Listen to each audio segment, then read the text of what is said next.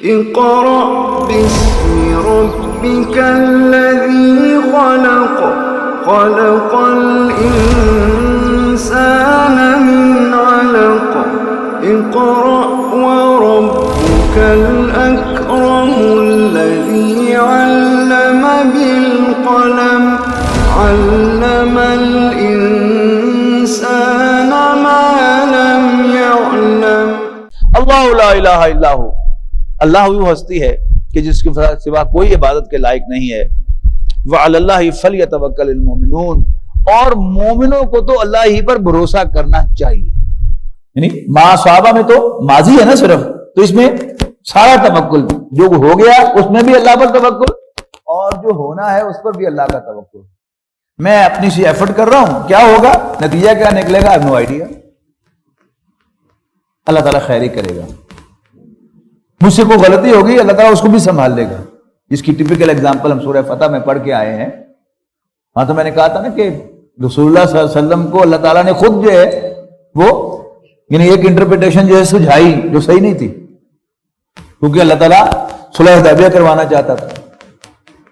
لیکن سچی بات کیا ہے کہ میں اور آپ ہم سب اللہ تعالیٰ کے پابند ہیں۔ اب پڑھیں گے ہم آگے جا کے وہ آیت بھی کہ وَمَا تَشَاءُونَ إِلَّا أَن يَشَاءَ اللَّهُ، تم خود چاہ بھی نہیں سکتے مگر جو اللہ چاہے۔ میرا ذہن، میری سوچ، میری فکر وہ بھی تو اللہ تعالیٰ کی گرفت میں ہے کہ نہیں ہے؟ تو اللہ تعالیٰ مجھے خود ڈائریکٹ کرے گا۔ اگر میں اللہ پر یقین رکھوں گا اللہ تعالیٰ ڈائریکٹ کرے گا، اور مجھے یقین ہونا چاہیے کہ اگر میں نے اللہ کی فرمان برداری کی ہے تو اللہ تعالیٰ میرے لیے خیر کے راستے کھولے گا، خواہ اپیرنٹلی بند ہو جائیں۔ یعنی خود رسول اللہ صلی اللہ علیہ وسلم کی زندگی ہمارے لیے مشعل راہ ہے نا، صرف کہنے کو تو نہیں ہے لیکن اس کو روشنی لینی بھی تو چاہیے نا ہمیں۔ رسول اللہ صلی اللہ علیہ وسلم کو ابو طالب نے آؤٹ رائٹ پروٹیکشن دی اپنے خاندان کے فرد ہونے کی حیثیت سے، اور یہ ٹرائبل سوسائٹی کا دیہاتی ماحول کا عام خاصہ ہے کہ اپنوں کو پروٹیکٹ کیا جاتا ہے۔ ابو طالب نے پروٹیکٹ کیا کہ منڈا ساڈا خبردار انہوں نے ہاتھ لایا تھا، قریش کو پاس نہیں پڑھنے دیا رسول اللہ صلی اللہ علیہ وسلم کے، یہاں تک کہ قریش نے کہا پورے خاندان کا بائیکاٹ کر دیں گے، اس نے کہا کر دو۔ 3 سال کا وہ بائیکاٹ ہوا شیب ابی طالب، لیکن شیب ابی طالب سے باہر آتے ہی ابو طالب کا انتقال ہو گیا۔ یعنی محرم میں آئے ہیں، رمضان میں حضرت خدیجہ کا انتقال ہوا ہے، اور پھر اس کے پیچھے پیچھے ابو طالب کا انتقال ہو گیا۔ اب بظاہر کیا تھا، ایک بہت بڑا سیٹ بیک تھا رسول اللہ صلی اللہ علیہ وسلم کو جو پہنچا، اس لیے کہ اس کے بعد ابو لہب خاندان کا سربراہ بنا، اور اس نے آتے ہی 2 ہفتوں کے اندر اندر رسول اللہ صلی اللہ علیہ وسلم کو خاندان بنو ہاشم سے نکال دیا، یعنی قریش کا مطالبہ مان لیا۔ اب بظاہر کیا ہوا کہ مکہ صرف ایک قبیلے کا شہر تھا، یہاں وہاں پر یا کرشی رہ سکتا تھا یا کرچی کا غلام یا کرچی کا حلیف۔ تو رسول اللہ صلی اللہ علیہ وسلم نے 1-2 سرداروں سے کہا کہ مجھے پروٹیکشن دے دو، انہوں نے نہیں دی، تو آپ طائف گئے اپنے خیال کے مطابق، وہ ٹوین سٹی تھا مکہ مکرمہ کا، وہاں 3 بھائی تھے، ان کی جائیدادیں تھی، اچھی ریپوٹیشن تھی ان کی، یعنی یہ جو وڈیرے ہوتے ہیں نا، اچھی ریپوٹیشن والے بھی اندر سے وڈیرے ضرور ہوتے ہیں، وہی ہوا۔ تو نبی اکرم صلی اللہ علیہ وسلم نے آ کر ان کو دعوت دی، پروٹیکشن طلب کی، انہوں نے جو کیا وہ آپ کو معلوم ہے۔ تو نبی اکرم صلی اللہ علیہ وسلم پر زندگی کا سخت ترین دن آیا، آپ پر خوشی طاری ہوئی، آپ کی زبان پر پہلی اور آخری مرتبہ اللہ تعالیٰ کی جناب میں شکوہ آیا، بڑی عجیب مناجات ہے، پڑھنے کے لائق ہے، کسی سیرت کتاب سے ضرور پڑھیے گا، ہو سکے تو یاد کر لیجیے گا۔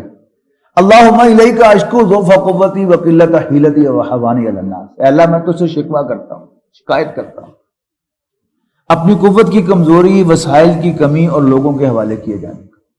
الا من تکلنی، اے اللہ مجھے کس کے حوالے کر دیا، ایک ایسے دشمن کے حوالے کر دیا ہے جس کے دل میں کوئی رحم نہیں ہے، اور تو نے ان کو مجھ پر اختیار بھی دے دیا جیسے مرضی کر لے۔ اس لیے کہ رسول اللہ صلی اللہ علیہ وسلم سے بڑھ کر کسی کو یقین نہیں ہو سکتا کہ اگر اللہ ان کو الاؤ نہ کرتا تو میرا بال بھی بکا نہ کر سکتا، لہٰذا کیا کہہ رہے اللہ تعالیٰ سے کہ اللہ تو مرواتا میں نے، ٹھیک ہے۔ پھر اسی کے نتیجے میں میرا تجزیہ یہ ہے کہ نبی اکرم صلی اللہ علیہ وسلم کو معراج نصیب ہوئی ہے، کوئی چھوٹا موٹا تجربہ تھوڑا ہے معراج.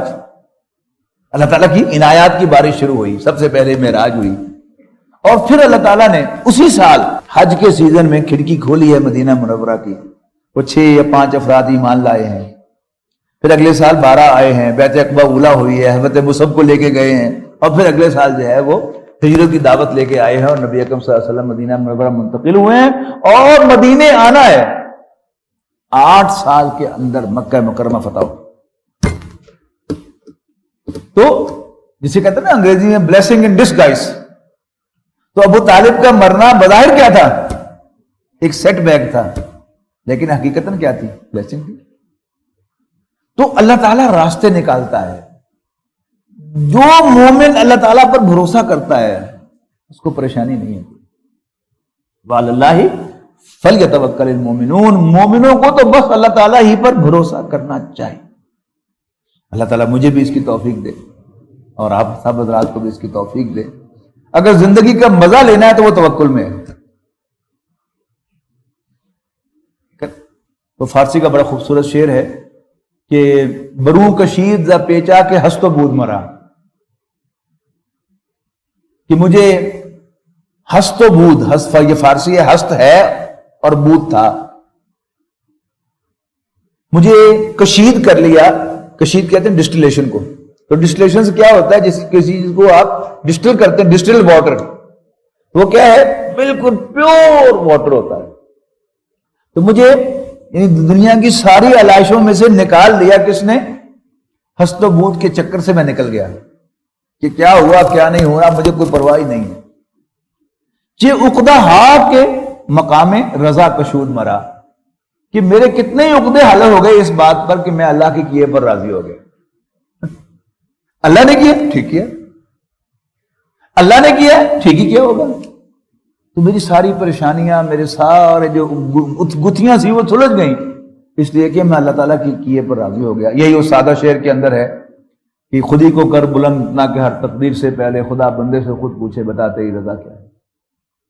یعنی بندے نے بھی یہی کہا تھا کہ تو جو کر دے ٹھیک ہے, اور کیا بھی اللہ تعالیٰ نے وہی. اب یہ کہہ لیں کہ پہلے کو کیا, اس کو پہلے کہہ دیں یا اس کو پہلے کہہ دیں. یعنی پہلے تو یہی محسوس ہو نا کہ بندے نے کہا تھا کہ جو مرضی کر دے, اللہ تعالیٰ نے کر دیا, لیکن اس سے پھر پیچھے جائیں گے تو اللہ تعالیٰ نے تقدیر میں پہلے سے فیصلہ کیا ہوا تھا اس بات کا. اصل کیا ہے؟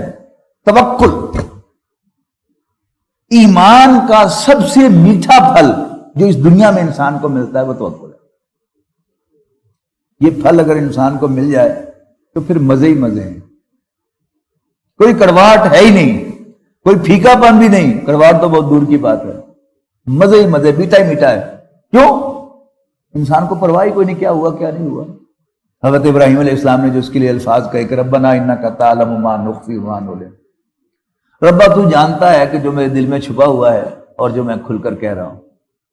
وما یخفی علی اللہ شیء من شیء فی الارض ولا فی السماء, اور آسمان اور زمین کی کوئی شے اللہ تعالیٰ سے چھپی ہوئی نہیں ہے. یعنی چھوٹی دل ہے نا, چھوٹی نظر ہے, چھوٹا دل ہے میرا, تو اب میرا جی چاہ رہا ہے کہ وہ مجھے مل جائے, لیکن اللہ میں ترقی کماتا ہے, پتہ ہی ہے, آپ ہی کر دے. یہ کیا ہے؟ یہ اللہ تعالیٰ کے ساتھ وہ رازداری کی باتیں, اور وہ جب اللہ تعالیٰ کے ساتھ یہ تعلق اسٹیبلش ہو جاتا ہے, یقین اس بات کا کہ یہ سب کچھ اللہ کر رہا ہے اور وہ میرا ہے, میں اس کا ہوں, وہ میرا برا کبھی نہیں چاہے گا, تو پھر کس بات کی پریشانی. امام احمد بن حنبل رحمۃ اللہ علیہ ایک مسئلے پر, خلق قرآن کا مسئلہ ہے, اس پر جو آفیشیل ورژن تھا خلیفہ کا وہ اور تھا, ان کا ورژن اور تھا. وہ قرآن مجید کو اللہ کی خلق نہیں مانتے تھے جیسا کہ اہل سنت کا موقف ہے, تو انہیں گرفتار کر کے کوڑے مارے گئے. تو وہ کہتے تھے, پہلی بات تو یہ کہ جب کوڑا لگتا تھا تو ان کی زبان پہ آتا تھا اللہ مغفر لمستعصم. مستعصم باللہ تھا نا وہ امیر المومنین اس وقت, آسان کام نہیں ہے یہ. کوڑا لگتا تھا تو کہتے کہ اللہ مستعصم کو بخش دے. یعنی جو تنگ نظر ہے, چھوٹے دل والا ہے, وہ کیا کہے گا, یا اللہ انہیں پوچھی, یا اللہ ادھر ستیہ ناز کری, لیکن ان کیا کہہ رہے ہیں, اللہ مغفر لمستعصم. اور دوسری جو جملہ وہ کہتے تھے کہ ان جنتی معی, میری کھال ادھیڑ سکتے ہو لیکن میری جنت میرے ساتھ ہے، میرے دل کا سکون نہیں چھین سکتے، میں اللہ پر راضی ہوں۔ یہ کوڑے جو پڑھ رہے ہیں یہ میرا رب مجھے مروا رہا ہے نا کوڑے، ٹھیک ہے منظور ہے، اللہ میاں منظور ہے، منظور ہے، پھر غم کیڑی گل دا، پریشانی کیڑی گل دی؟ تو وعلی اللہ فلیتوکل المؤمنون، مومنوں کو چاہیے کہ وہ اللہ تعالیٰ ہی پر بھروسہ کیا۔ یا ایھا الذین آمنوا ان من ازواجکم واولادکم عدوا لکم فاحذروہم، اے ایمان والو یقیناً تمہاری بیویوں اور تمہاری اولاد میں سے کچھ تمہارے دشمن ہیں، یقیناً تمہاری بیویوں اور تمہاری اولاد میں سے کچھ تمہارے دشمن ہیں، فاحذروہم، تو ان سے ہوشیار رہو، وَإِن تَعْفُوا وَتَصْفَحُوا وَتَغْفِرُوا، لیکن اگر تم درگزر کرو گے، چشم پوشی کرو گے اور معاف کر دو گے، فَإِنَّ اللَّهَ غَفُورٌ رَحِيمٌ، تو اللہ تعالیٰ بخشنے والا مہربان۔ یہاں اولاد اور بیویوں کو یکجا کیا گیا ہے۔ سمجھنے کی بات کیا ہے کہ ان کے اندر کامن چیز کیا ہے؟ نبی اکرم صلی اللہ علیہ وسلم ایک مرتبہ عید کی نماز پڑھا کر واپس جا رہے تھے، تو عید کے لیے عورتوں کو بھی بلایا جاتا ہے کہ وہ بھی دعا میں شریک ہوں۔ عورتوں کے انکلوژر کے پاس سے جب آپ گزرے تو آپ نے عورتوں سے فرمایا کہ یا معاشر النساء، عورتوں تصدقنا تصدقنا، صدقہ دیا کرو، صدقہ دیا کرو، میں تمہیں جہنم میں جلتا ہوا دیکھ رہا ہوں۔ عورتوں نے حیران ہو کر پوچھا اللہ کے رسول وہ کیوں؟ تو آپ نے فرمایا تکثرن اللانا وتکفرن العشیرہ، تم بہت زیادہ لان تان کرتی ہو اور اپنے شوہروں کی ناشکریاں ہو۔ ایگزیکٹلی یہی معاملہ بچے کا ہے۔ آپ بچے کو بہترین کھلائیں، بہترین پلائیں، بہترین اسکول میں تعلیم دیں، اچھے سے اچھا لباس پہنائیں، کمفرٹیبل سے کمفرٹیبل بستر دیں، اس کو آپ پک اینڈ ڈراپ جو ہیں وہ بہترین گاڑی پر دیں، لیکن کبھی اس سے کو پوچھ کے دیکھ لے کہ تم اپنے والدین سے خوش ہو؟ اتنی بڑی لسٹ دے گا وہ کہ میرے ماں پہ نے میرے سے کیتا کیا ہے نا۔ اور ہم میں شادی شدہ لوگ جو ہیں ان کا تجربہ آلریڈی ہے، جو بھی نوجوان ہیں وہ بھی دیکھ لیں گے، 20 سال آپ کے اپنی بیوی کے ساتھ بڑے اچھے گزرے ہوں، کوئی اونچی نیوی ہو جاوے تو آپ کو ذہناً تیار رہنا چاہیے کہ وہ کہہ دے کہ میں 20 سال تیرے کا کوئی سکھ نہیں دیکھی، یا اسی کے لیے الفاظ بدل دیں، میں یہاں تھے بیٹھی ہوئی ہیں، اور کوئی ہوندی تو کدوں نہیں چھڑ کے چلے گی۔ یہ کیا ہے؟ یہ ناشکرا پن ہے۔ اور جب زبان کھول لے بچہ یا عورت تو ایسا معلوم ہوتا ہے جیسے بریک ہے ہی نہیں۔ She can go on speaking, lawn تان کرتے ہوئے نان سٹاپ۔ تو اللہ کے رسول کا تجزیہ کہاں غلط ہو سکتا ہے کہ آپ نے فرمایا کہ تکثرن اللانا وتکفرن العشیرہ۔ اس مسئلے کو سمجھنے کے لیے یہ بچہ تو ابھی بن رہا ہے نا، تو اب اس نے میچور ہو کر ابھی بالغ ہونا ہے، تو بالغ ہو کر وہ مرد بنے گا۔ ابھی کیا ہے؟ وہ بچہ ہے، بچہ ہے تو عورتوں کے ساتھ ہے۔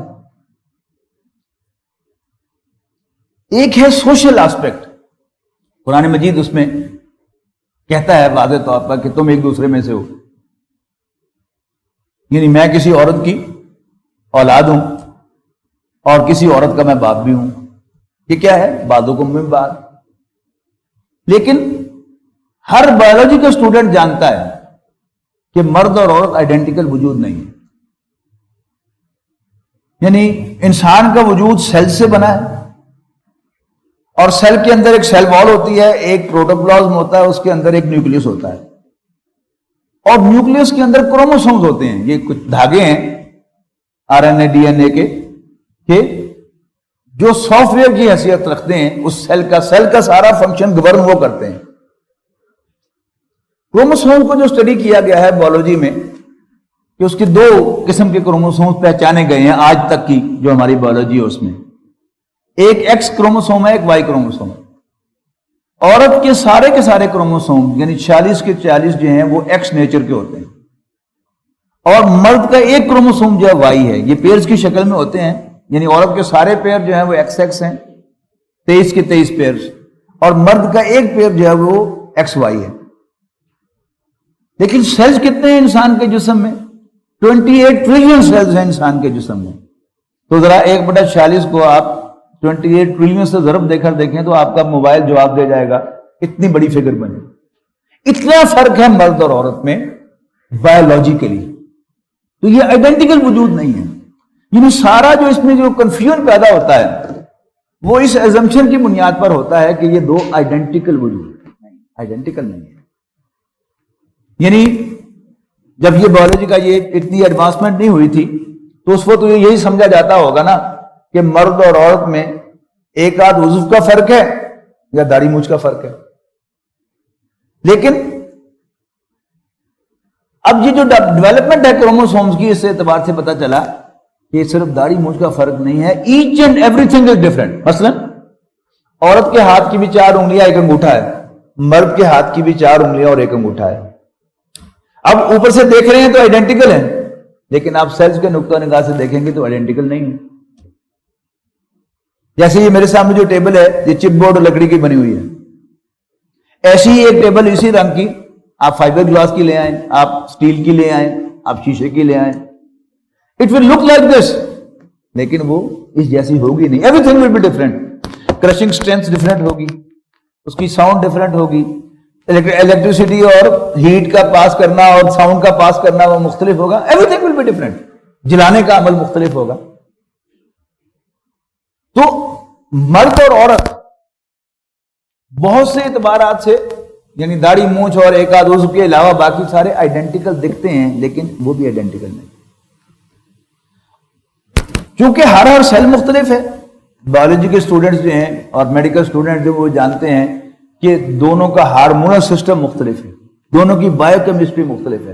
عورت کی ساری بایو کیمسٹری، اس کی فزیولوجی، بایو کیمسٹری اور اس کا ہارمونل سسٹم وہ ریپروڈکشن کے گرد گھومتا ہے، ریپروڈکشن اورینٹڈ ہے، جبکہ مرد کا معاملہ ایسا نہیں ہے.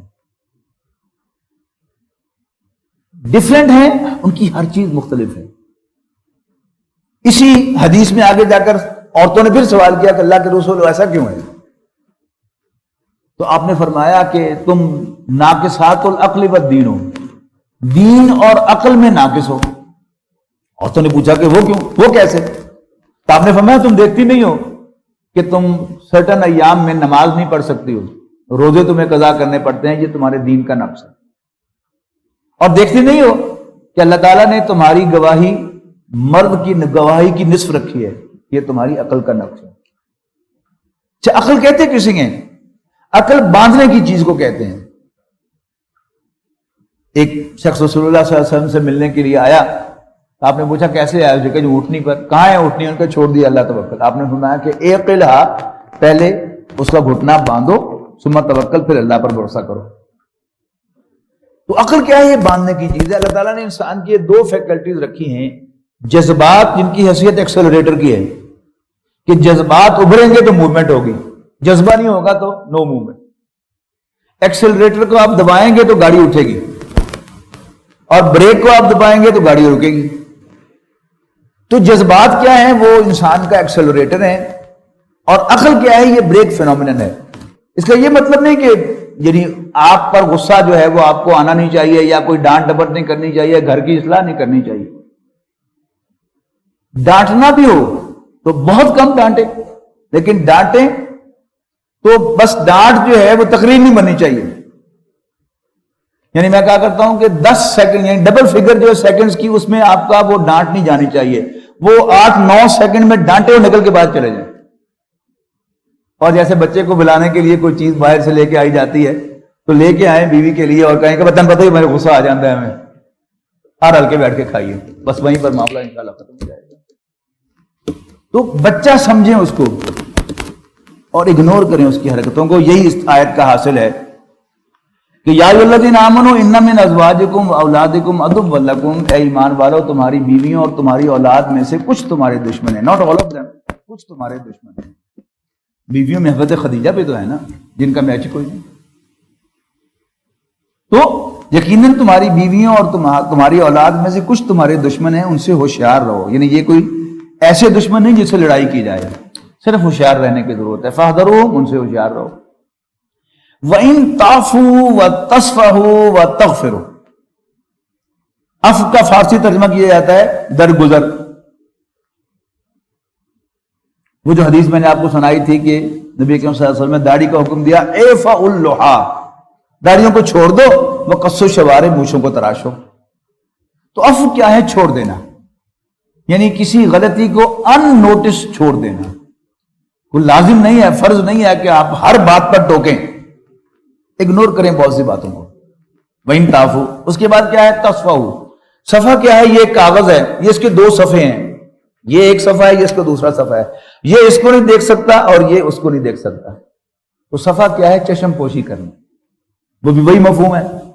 وَإِن تَعْفُوا وَتَصْفَحُوا وَتَغْفِرُوا. اور اگر تم معاف کر دو گے، بخش دو گے، forgive یعنی ignore, turn a blind eye and forgive. فَإِنَّ اللَّهَ غَفُورٌ رَحِيمٌ. تو اللہ تعالیٰ بھی بخشنے والا مہربان ہے.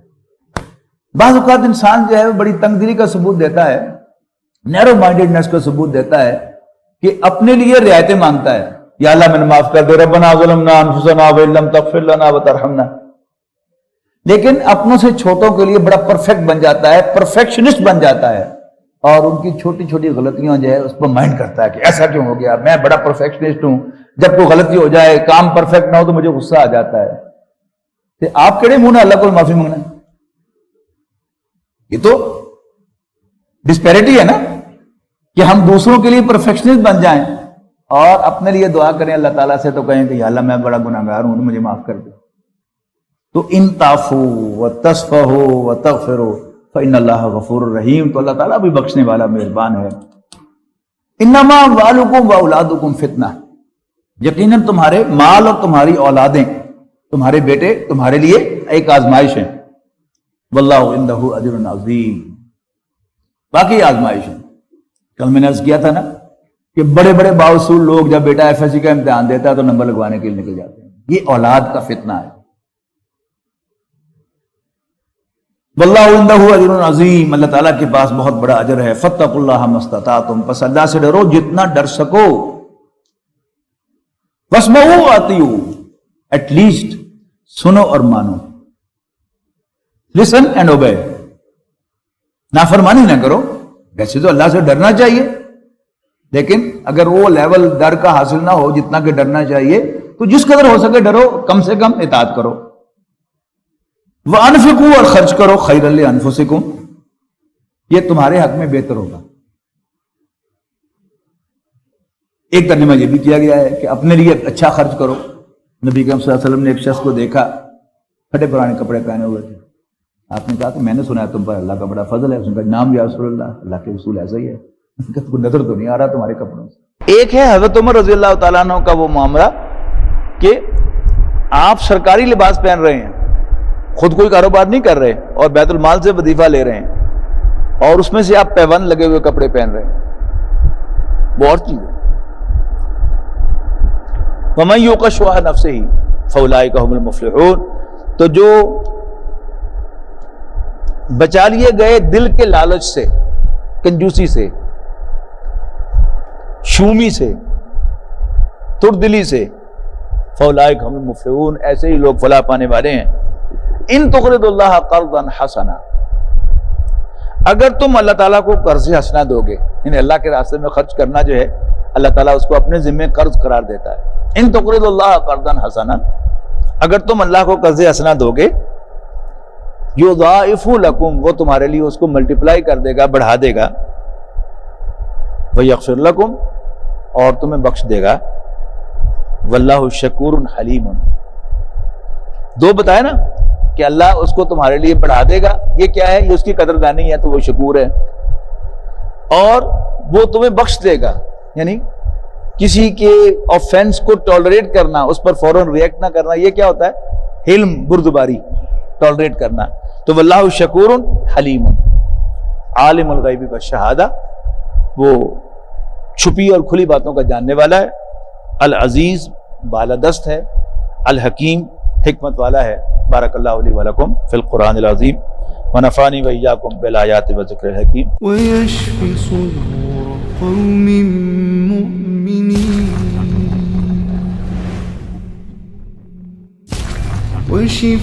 وشفاء لما في الصدور وإذا مرضت فهو